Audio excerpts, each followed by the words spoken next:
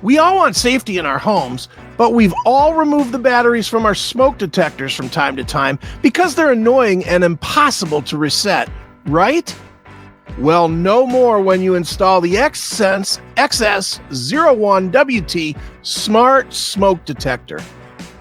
This smoke detector works with an app on your phone to provide warnings of all potential issues. No more using a broom handle to reset it either. A simple push of a button on your phone app and it is reset. Go to https://bit.ly/CMSPN smoke and get your XSense XS01WT Smart Smoke Detector today.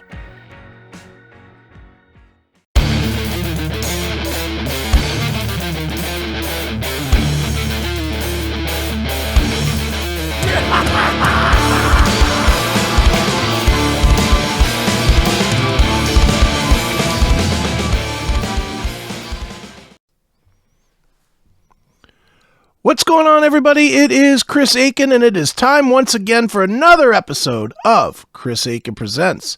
And today I will be presenting to you a show on Hulu, a series on Hulu called The Dropout. Now, I'll just tell you with this one, I went into this one without a lot of expectation, to be really honest. I mean, if you've been following along with Chris Akin Presents, you know what I thought about Pam and Tommy, which was also on Hulu. And to be honest, Hulu has not exactly knocked me over with their original series stuff. But I went into this one anyway, and I checked it out. Now, if you're not aware of what this is about, this is a true-to-life story about a lady named Elizabeth Holmes. She became the youngest billionaire in history with an idea that she had on a device that would be able to run all of your blood work from like a CVS with just like a finger stick, like you would for like your blood sugar thing. You just stick it and you get a little drop of blood. You could stick it in this machine and it would run, 8 zillion tests or whatever. And, it was considered revolutionary. The idea was, when you consider, how the way everything works now, you got to give 15 vials of blood to get tested for, cancer or high cholesterol or, anything really. So the thought behind it was like, wow, you can do this with just a finger prick. We can put this in all kinds of stores. It'll revolutionize the medical field. It'll make it easier. It'll make it quicker. You won't have to spend months trying to diagnose things, specifically cancer, I'm assuming, but you won't have to spend months diagnosing how to do it. You can just do it at your local CVS, in between shopping for thank you cards and birthday cards and medicine, so that was the premise to it. Unfortunately for everybody, this is yet another example of people are full of shit, and people with money are even more gullible. They're just stupid. And the truth to the matter with this thing was that the idea for her company, Theranos, was all a lie. It was absolutely unproven and untrue. And it just shows that if you are a scumbag and you're willing to be a scumbag, that you can get away with anything and you can get massive amounts of money and funding and acclaim.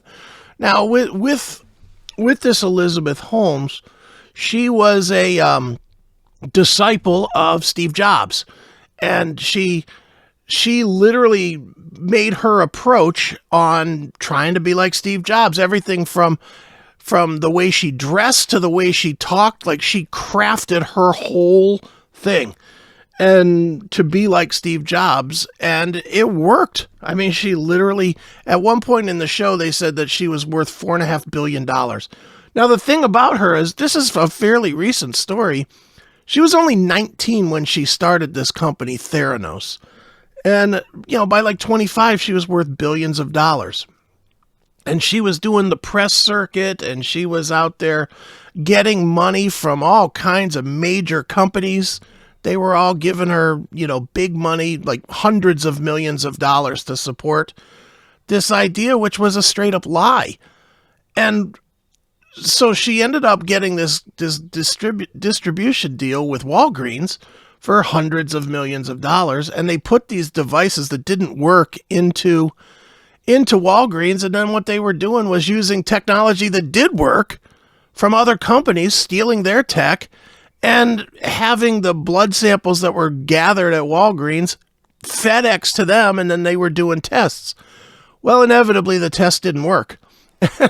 And people were starting to get, really dangerous results that could actually kill them or, ruin their pregnancies, whatever. It was really, really shady shit, to say the least. And I haven't seen the finale of it yet, but I've read about Elizabeth Holmes, and it doesn't end well. So as far as the show goes, the show is excellent. It's it's one of the best that Hulu, probably the best that Hulu has done to date, that I've seen anyway. It stars, you can see here, Amanda Seyfried, who's